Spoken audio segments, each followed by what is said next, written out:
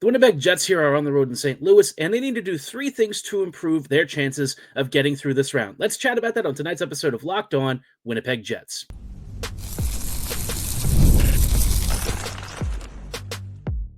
You're Locked On the Hockey Jets, your daily podcast on the Winnipeg Jets, part of the Locked On Podcast Network, your team every day.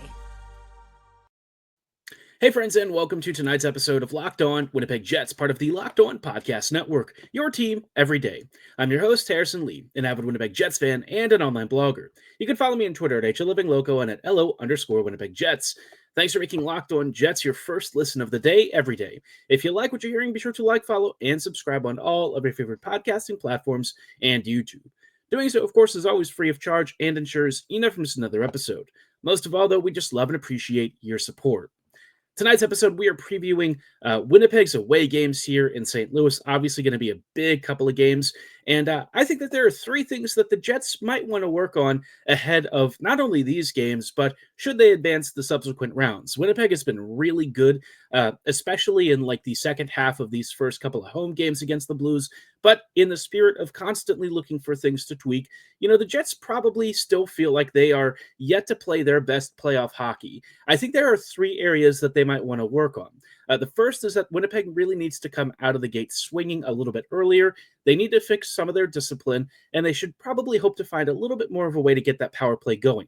You work on these three things, and not only does it set you up for success in the opening round here, but also in subsequent rounds against some of what will be extremely difficult opponents. But first, let's start off with the faster start portion. So the Jets, the past couple of games, I think, have played really well, especially once you hit the third period. You get to the final 20 minutes, and the Jets are almost untouchable. The challenge for Winnipeg is that in the opening 20-ish to 25 minutes, the Jets haven't exactly played their best hockey. I wouldn't say that they've been bad, but, their puck management has been a little bit chaotic. I think that their defensive, miscues and stuff have been a little more noticeable. It's not quite been nearly as clean as I think the Jets usually like. Winnipeg has a very high standard this year, and I think if you ask them about the first couple of minutes of each of these past few games, they would say that they haven't quite hit the marks yet. That's not to say, again, that they've really struggled necessarily, but I think, some of the turnovers and stuff have been a little bit of an issue. And against the Blues, it's not really a problem. I don't think that they worry about that so much as they might be a little more concerned if they get a Dallas or Colorado. Dallas just won in overtime just a few minutes ago, so the Stars might legitimately be Winnipeg's next opponent. And when the Jets see the Stars team next, should they advance, and should Dallas advance, they're going to have a different lineup than we last saw. Heiskanen back is going to be a very big game changer. Now, obviously, the Stars won't have Robertson, so it's going to be a little bit of give and take for the Stars. But I think the most important thing is that the Jets start to find a way to come out of the gates a little more aggressively and not let their opponents into games early, right? The Blues have really come out in both early away games for St. Louis, swinging, right? They knew that they had to walk into Canada Life Center and really try to jump the Jets early. And they actually did kind of succeed in a way. I think the pressure and forecheck was very aggressive. I think that they made Winnipeg make some unforced errors. And there were times where, the Jets really gave up some prime grade A scoring chances that Hellebuyck kind of had to shut down. So, if you're looking for things where maybe you'd like Winnipeg to sort of clean it up, I think finding a way to have that jump early, especially as the competition gets tougher, would probably be beneficial. Now, in Winnipeg's defense, we've also got a number of key injuries, and so part of this is by design, right? The Jets are not going to be able to swing first in every single game. They're going to have to try and feel out an opponent. Winnipeg also is dealing with, frankly, a lot of expectation and pressure. This playoff run for them, they know that it has to be different. And I think that probably weighs at least a little bit heavily on their minds. But I also would understand that, they probably aren't entirely satisfied with how the first couple of games go. They've done really well, and I think that the overall net has been extremely positive. But, again, this is a hockey team. They're going to look for ways to try and improve things. And if they can find a way to pressure opponents early and not really give them a chance to get into games, I think that would be a huge asset, especially the deeper they go into the playoffs, right? They're going to start facing really tough opponents. You have the potential to see teams like Colorado, Dallas, Vegas, LA has also really played some great hockey recently. They just got done embarrassing the Oilers. And so all of these teams, especially, some of the top contenders, have given the Jets fits in the past. I think this year is going to be very different, but it's important for Winnipeg to not chase early, right?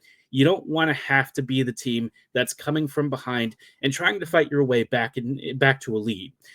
Now, one thing that is probably important to note is that the Jets haven't exactly been going down because of their 5v5 play, right? It's been special teams, and we'll focus a little more on that in a little bit.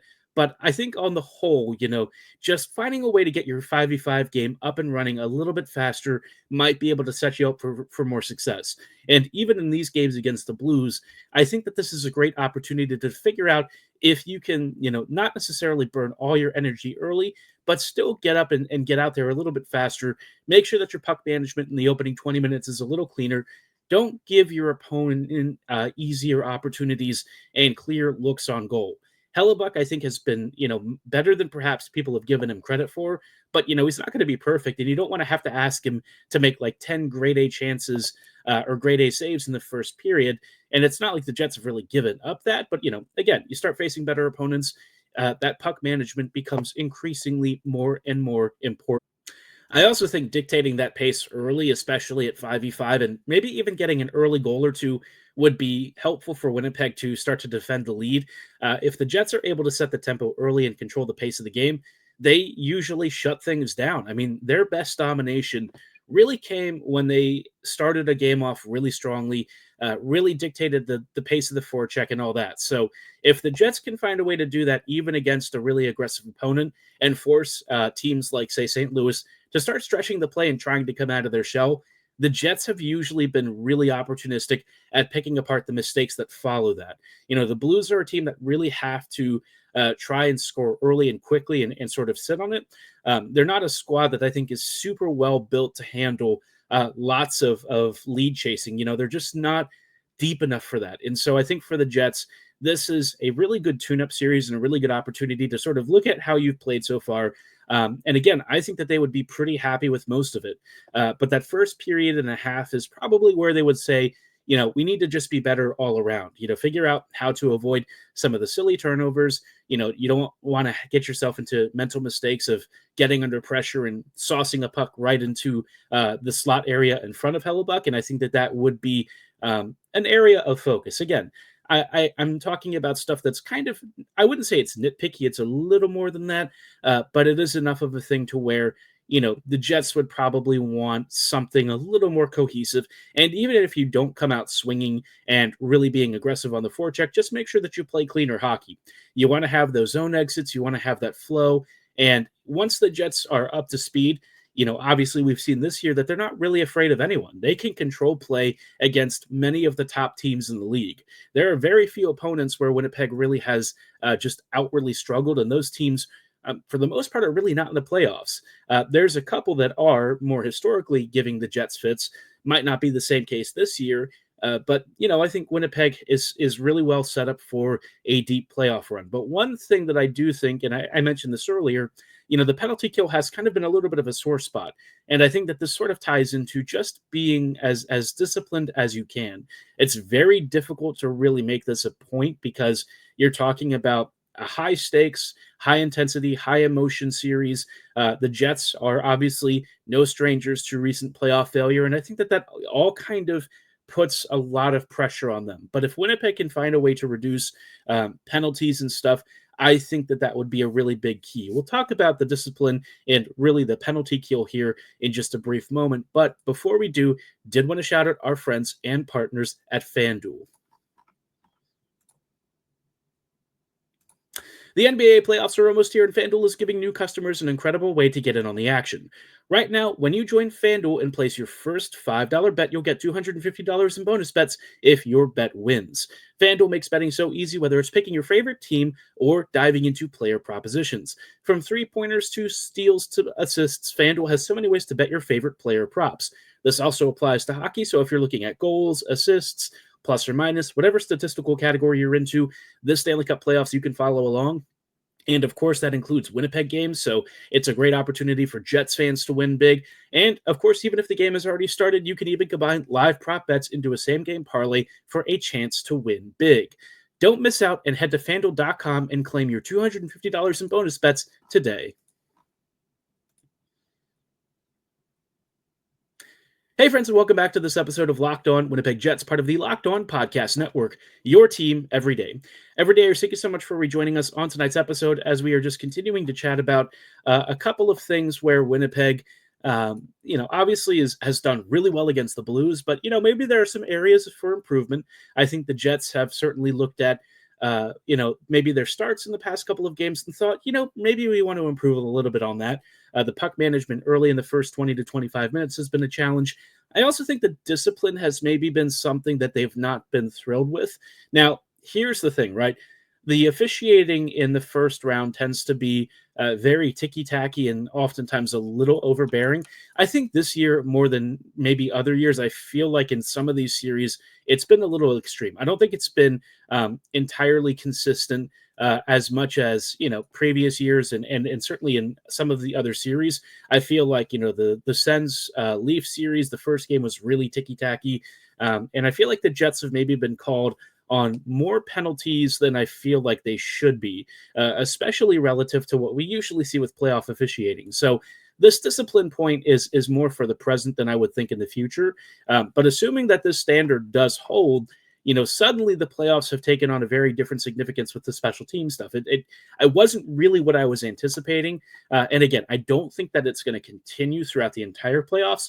But if it does, Winnipeg is going to want to make sure that they keep their stick discipline in check, and I think they keep their emotions in check. Now, for the most part, I think the Jets have really done that. The only times where I think I've really not been thrilled with maybe some decision making, Stanley, the Logan Stanley cross check I think was one. You can get away with a couple of cross checks, but you got to be careful how many you do.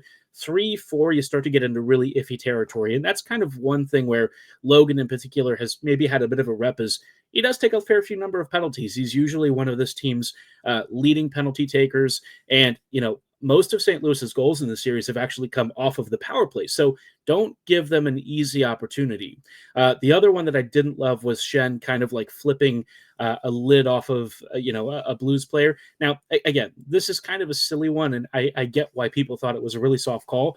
In my mind, it really shouldn't be a penalty. It's, a little bit of gamesmanship. It's just the boys playing around, but it actually was very hard-coded to talk about the equipment removal in the playoff roughing rule. So, or just in the roughing rule in general. So, like, it does feel a little more automatic, letter of the law, ticky-tacky kind of stuff. And I think that's where the Jets, have maybe gotten themselves into a little bit of trouble.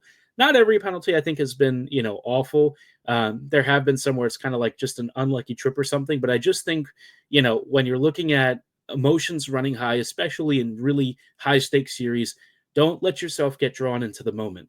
The fortunate thing is that the Blues have occasionally gotten themselves into some penalty trouble, so that also helps to relieve a little bit of the pressure if they've had an aggressive forecheck or something. But for Winnipeg, I think it's really important to not give St. Louis and future opponents easy scoring chances, partly because the PK, I really feel like, has had some issues recently. Now, in the last game that they played, I think the final 2 penalty kills that they had were much improved. The Blues really didn't get as many easy looks. But I do think, when you look at how St. Louis scored, they had some really peach of a shot moments kind of things. They were taking and absolutely sniping some corners in ways that you don't usually see all that often. And I think it starts to explain why this year we've really seen a huge decline in the league average save percentage. Players are just really good at scoring, and they've been given more tools to do so than ever before. So with Helly, I didn't really feel like the goals were on him. The second goal, the Kyrou one earlier in the series, that was a perfect screen and stuff. So, I don't really worry too much about that. The same thing with the Thomas goal where it was a rough, aggressive read from Lowry that he got called out on a PK. And, then, the second game, I thought the Jets on the PK really tried to adjust. They tried not to get too aggressive. And I think that they really adjusted, especially after some earlier scrambly PKs. So for the Blues, that this is a series where you just don't want to give them power plays. That's really been the only way that they've been able to generate a ton of dangerous offense. Once it's back to 5v5, Winnipeg has really ran the show and not been too troubled. So as long as the Jets can remain consistent there, I think that does help. You can complain about the officiating all you want, but, and I said this about the Sens too, you can only complain about it so much. If you know that they're going to call something and they're really looking to call something, don't give them easy ammunition. I think the Jets have generally been decent about that, and a number of the calls have just kind of been really mediocre in my mind. Like, even with the letter of the law stuff, I'm just like, really? You're going to set that as the standard? I see the Blues doing tons of interference, running picks, and doing all sorts of little handsy plays, and you're not really calling those. So, let's try and not be silly here with some of these officiating decisions. But, it's not been as bad as the Sens Leafs series, so I will say that. But as we go deeper into the postseason, I do wonder what the standard's going to be. Usually the calls dry up, and I think that will probably be better for the Jets. The only thing that kind of sucks is that if the opponents stop taking penalties too, Winnipeg's very vaunted power play, once it's back at full health, is not going to get as many looks. So the one benefit is hopefully by then the Jets will have a healthier unit then. But the PK, you really want to make sure that you're not giving opponents too many easy opportunities here.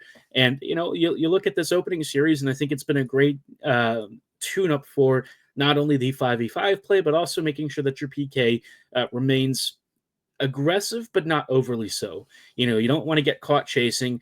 And I think that also applies in some of the 5v5 decision making. Don't do anything too reckless. Don't do anything stupid. And you will get through this series really on the back of your 5v5 play. And I think the Jets have done a really impressive job so far of remaining a great 5v5 team. And I don't really say the discipline as like a huge issue, but it's, again, something that I think the Jets will kind of look at and try and work around. Don't put yourself in compromising situations. And I think the Jets will have, a good rest of the series. I'm expecting at least one of these road games to be a big Jets win. If not both, if they can find a way to sweep the series, that would be tremendous. I'm not expecting it, and I'm not really asking for it because, I think the Jets should absolutely be allowed at least one off night. You don't have to be perfect, right? And already taking the first two home games in the series gives you a great opportunity to continue to refine, develop, and test some stuff against a tougher opponent. The Blues might be a wild card team, but I think that they're a little better than that in some ways. There are other areas where I think that they've really struggled. And, for themselves, discipline's not exactly been clean. So the Jets have had perhaps a few extra looks that maybe St. Louis would prefer the Jets not have. But, for Winnipeg, I think it's just important to keep things ahead, let the play in front of you play out, be smart, and don't give your opponents easy opportunities. I think that kind of coincides both with the puck management and the PK and discipline issues. So hopefully, Winnipeg will kind of work the stuff out. Again, I don't really worry about this stuff so much. But given how lethal power plays have been in the first several games here, I think they're operating as of yesterday before tonight's games. They were at like a 33% clip, which is crazy. That would be the single highest power play percentage in decades. So yeah, especially for the playoffs, this is not something that you usually see. But, this year's quality of shooters are really, really crazy. St. Louis has apparently been taking a lot of practice shots during warmups. Man, they've been eating their scoring Wheaties. Very funny that it doesn't translate at 5v5, but I'll tell you, on the man advantage, they have been absolutely precise, and it's really been the only thing that has kept the Blues in this series. So hopefully, the Jets limit the number of penalties they take in the games going forward, both in this series and any future ones, and keep the play at 5v5, because that is where the Jets continue to make hay. Now, amidst all of this, the Jets' own man advantage, I think, has been a little bit iffy. It's really hard to fault them when they are missing two of their most important components. But if you're Davis Payne, you're probably looking for some kind of a spark, right? The power play has been one of your secret weapons, and it's been a little bit absent recently. I will say it did score in one of these games, so it's not dead. But, the power play in general, I think, has struggled to find some of the usual pay dirt. But, they are doing some new formations. We'll chat about, maybe how the Jets can get things going a little bit more aggressively on the power play here in just a brief second. But before we dive into that, did want to shout out our friends and partners at Monarch Money. Ever check your bank account and wonder where did all your money go? Between dining out, online shopping, and entertainment, it's easy to lose track. And of course, with inflation, everything is getting more expensive. That's where Monarch Money can help. Your personal CFO giving you full visibility and control over your finances. Monarch Money isn't just a budgeting app, it's a complete financial command center. You can track all your accounts, investments, and spending in one place so you stop just managing your money and can start actually building real wealth. They have all sorts of all-in-one convenience tools to help you track your spending and even set long-term goals. It's fantastic for keeping everything in one spot, and you can realize how much maybe you're spending on food delivery or video streaming services. Maybe you want to cut a little bit out. And if you've got a partner, they have collaborative tools to help keep you on the same page with shared accounts and shared goals. Take control of your finances with Monarch Money. Use code LOCKEDONNHL at monarchmoney.com for 50% off your first year. That's monarchmoney.com, code LOCKEDONNHL for half off your first year. Hey friends, welcome back to this episode of Locked On Winnipeg Jets, part of the Locked On Podcast Network, your team every day. Every day, thank you so much for rejoining us on these closing thoughts on tonight's show, as we are just kind of wrapping up with some thoughts ahead of Winnipeg's road games against the Blues. For the most part, the Jets have really done a great job in these opening games. But I think everyone would admit, there are always ways to improve. And I think Winnipeg has looked at, at least some of the footage. Maybe the opening periods haven't been what they want puck management-wise. Maybe the discipline they've not loved. The last area that I think would be helpful for them to try and get going again a little bit more is the power play. Now, I will preface this part by saying I think the power play has actually been relatively decent recently. I know that it hasn't connected on as many chances as I think the Jets would like, but given that they are missing Vilardi and Ehlers, some of their recent efforts I thought have looked relatively strong. Now, earlier today, they, or actually as of this recording time yesterday, they were trying a couple of new things on the top power play unit. The formation has now changed to Scheifele in the bumper, Connor on the left wing, left circle, Iafallo in the slot, Perfetti on the right circle, and of course, Morrissey at the point. This is an intriguing one for me. I do think that Alex and Scheifele may swap, because Scheifele has usually been, in some of the best power play formations, an elite slot shooter. He, in the 17-18 season, was one of the league's most lethal triggermen on the man advantage right in front of goal. In fact, I really don't know if I've seen a Jets player who was so good at one-timing in that space. Stastny used to play the bumper then, and when he would just feed Scheifele, or Connor would feed Scheifele, or basically anyone else, it was just video game stuff. Connor on his off wing is also not really off wing. In this case, it'd be his natural, even strength wing, but certainly on the power play, it's sort of the opposite side he usually plays on. That's an interesting wrinkle. I'm curious to know how that works with his one-timer, because I think, usually when he's shooting on the right side, he's got that left-handed grip, and certainly the goalies have been reasonably good at reading that. So I'm curious to know how it's going to work with him on the left side now. So that'll be interesting. Curious to know how he tries to adapt to that. Maybe he changes his preferred shooting hand on that one. Will be a fascinating adjustment. We don't really see him shoot from that left faceoff circle very much. So will be an intriguing option. But, having him there with Iafallo in the slot, Iafallo has been good at crashing the goal and really just being a net front menace. Maybe he's there to start to tip pucks. I wonder if they're not really going to use him so much as a one-time option as it is more of just a net front screen. I think that his ability to sort of grind in those spaces has been very effective, and so I'm curious to know how that will all work. Perfetti on the right side, saucing great passes, either diagonally or across the slot, I think is going to be an intriguing option. He has played that space a little bit before, so I'm not too stressed about the adjustment, but Scheifele on the bumper, I do wonder about that one. That's maybe not been a formation that I've personally been as a bit of a fan of, but we'll see. this is going to be a fascinating one, right? Perfetti traditionally plays that right side on the second power play unit, so he'll now just move up to the first unit. And if he can maybe ping something off of Alex or get Scheifele below the goal line, and Scheifele sets up somebody else, whether it's Connor or Alex, Morrissey maybe getting more options to get a screened shot in. I think that this unit could be a workable option. Whatever that Payne wants to try, I'm totally down with. He's really been one of this year's key hires and one of their most successful straws that stirs the drink. So if he thinks that this is the way to get the power play going again a little more efficiently, I am all down for it. But obviously Vilardi is really the biggest piece that would help this unit. Ehlers coming back would also be a tremendous boost. His rotational skill on the power play is dearly missed, but having Vilardi back just at the start would be a fantastic net front improvement, and it also means that you can move one of Iafallo or Perfetti back to the second unit.